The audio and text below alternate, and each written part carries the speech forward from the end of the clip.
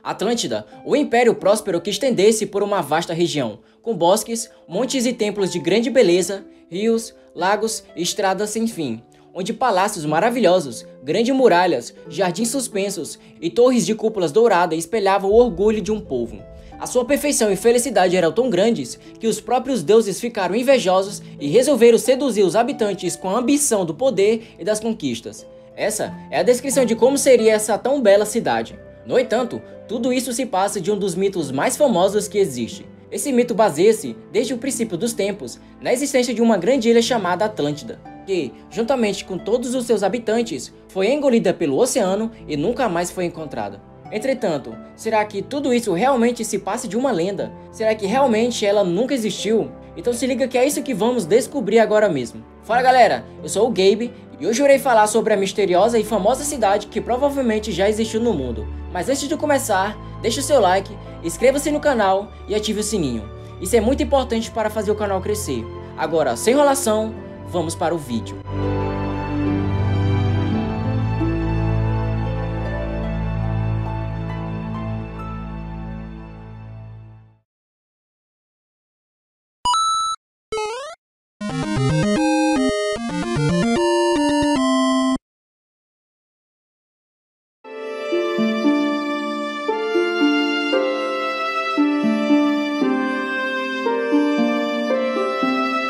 Situada no Oceano Atlântico, esta terra possuía uma civilização mais antiga do que a dos arianos e mais civilizada do que a egípcia.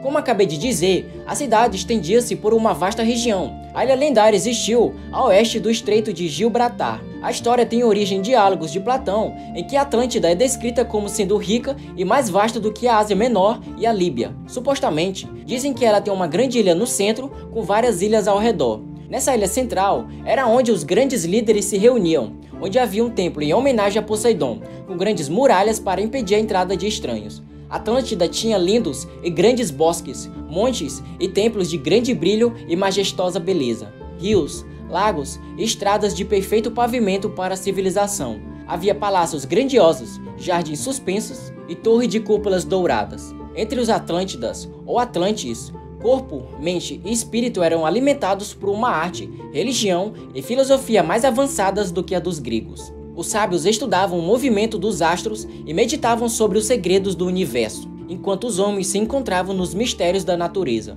O homem comum tinha acesso a todo esse conhecimento e vivia sabiamente na simplicidade do dia a dia, vivendo da paz que o respeito pela tradição e pelas leis equilibradas gerava. A cidade de Atlântida era muito perfeita e tinha muita felicidade nos cidadãos, e até mesmo os próprios deuses tinham inveja disso. Após um conflito entre a própria civilização e os deuses do céu, os deuses fizeram tremer a terra e provocaram inundações, que, no dia seguinte, no lugar onde existia essa grande e bela cidade, foi devastada e engolida pelo grande Oceano Azul.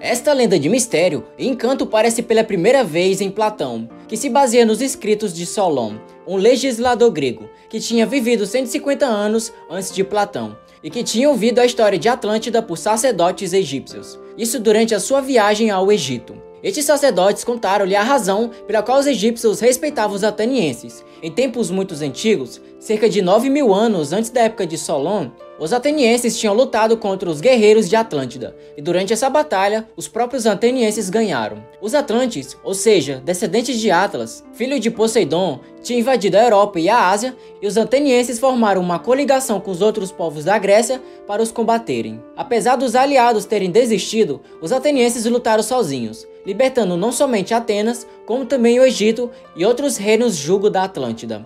Pouco tempo depois desta vitória, e devido ao orgulho do povo, Atlântida sofreu terríveis terremotos e inundações, e justamente com todo o seu povo, desapareceu, engolida pelo mar. Segundo as notas de Solon, na partilha da terra entre deuses e mortais, Atlântida tornou-se pertencente a Poseidon. O reino foi próspero até o momento em que as leis de Poseidon deixaram de ser respeitadas, o que originou a intervenção dos deuses, que castigaram seus habitantes com a destruição de Atlântida.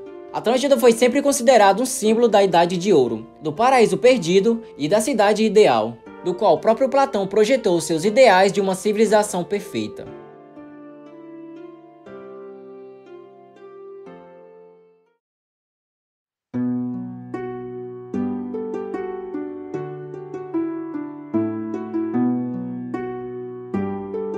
Totalmente relacionada à origem do mito da cidade de Atlântida, a mais antiga menção conhecida sobre Atlântida foi feita pelo filósofo grego Platão, em 2 de seus diálogos, Timeu e Critias. Resumidamente, Platão conta-nos que Solon, no curso das suas viagens pelo Egito, questiona o sacerdote que vive em Sais, no delta do Nilo. Segundo o sacerdote, o povo da Atlântida viveria numa ilha localizada para além dos pilares de Hércules, onde o Mediterrâneo terminava e o Atlântido começava. Quando os deuses helênicos partilharam a terra, quanto o sacerdote, a cidade de Atenas ficou para a deusa Atena e Hefesto. Mas Atlântida tornou-se parte do reino de Poseidon, deus do mares. Na Atlântida, nas montanhas ao centro da ilha, vivia uma jovem órfã, de nome Clito. Conta a lenda que Poseidon se apaixonou por ela. Desta maneira viveram por muitos anos e dessa relação nasceram 5 pares de gêmeos. Ao mais velho, o deus do mares chamou de Atlas. Após dividir a ilha em 10 áreas circulares, o deus dos mares concedeu supremacia a Atlas, dedicando-lhe a montanha onde Atlas espalhava o seu poder sobre o resto da ilha. Em cada um dos distritos, formados por anéis terrestres ou cinturões, reinavam as monarquias de cada um dos descendentes dos filhos de Clito e Poseidon. Eles se reuniam uma vez por ano no centro da ilha, onde o palácio central e o templo a Poseidon, com seus muros cobertos de ouro, brilhavam ao sol. Uma outra citação seria a criação de ficções utópicas e distópicas foi renovada após o Renascimento, mais notavelmente Nova Atlântida, de Francis Bacon. A descrição de uma sociedade ideal que ele localizou na costa oeste da América. Thomas Haken o seguiu com The New Atlantis, um poema satírico em 3 partes. Seu novo continente de localização incerta, talvez até uma ilha flutuante no mar ou no céu, serve como pano de fundo para sua exposição.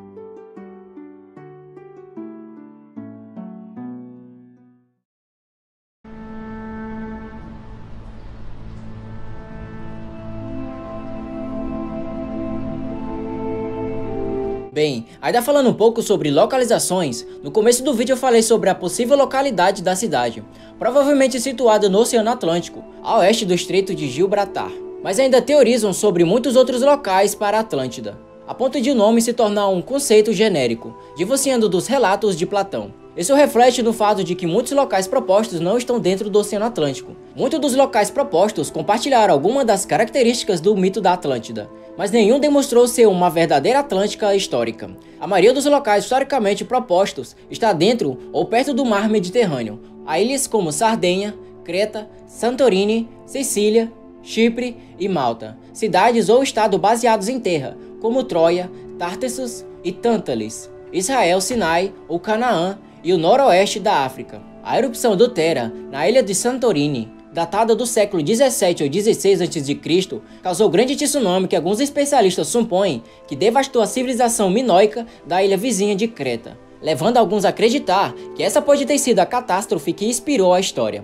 Outros notaram que, antes do século 6 a.C., as montanhas de ambos os lados do Golfo de Lacônia eram chamadas de Pilares de Hércules e poderiam ser a localização geográfica descrita em relatos antigos sobre os quais Platão baseava sua história. As montanhas ficavam em ambos os lados do Golfo mais ao sul da Grécia, o maior do Peloponeso, e esse golfo se abre para o mar Mediterrâneo. Se desde o início das discussões, a má interpretação de Gibraltar como localização, em vez de estar no Golfo da Lacônia, levaria muitos conceitos errôneos sobre a localização da cidade de Atlântida. Ainda no Oceano Atlântico, várias ilhas ou grupo de ilhas foram também identificados como possíveis localizações, como destaque para o arquipélago de Açores. Da mesma forma, testemunhas de sedimentos que cobrem o fundo do oceano ao redor do Açores e outras evidências demonstram que tem sido um planalto submarino há milhões de anos. Várias hipóteses colocaram a ilha afundada no norte da Europa, incluindo Doggerland, no Mar do Norte e Suécia. Acredita-se que Doggerland, bem como uma ilha viking, tenham sido inundadas por um mega tsunami após o Storegga Slide, de 6.100 anos antes de Cristo. Alguns propuseram a plataforma celta como um possível local e que existe uma ligação com a Irlanda. Também foram considerados alguns lugares nas Américas e na Antártida, mas nada foi levado a sério. Galera, agora você sabe por que esse mito é um dos mais famosos do mundo. Até mesmo porque seria muito difícil acreditar que uma cidade tão perfeita assim já existiu. Mas eu tenho uma pergunta para você. Você acredita que uma cidade tão maravilhosa assim já esteve presente no mundo? Ou realmente tudo isso que falamos hoje sobre Atlântida é uma lenda? Deixe nos comentários. Mas por enquanto, vamos ficar por aqui. Então é isso. Fique bem, meus amigos.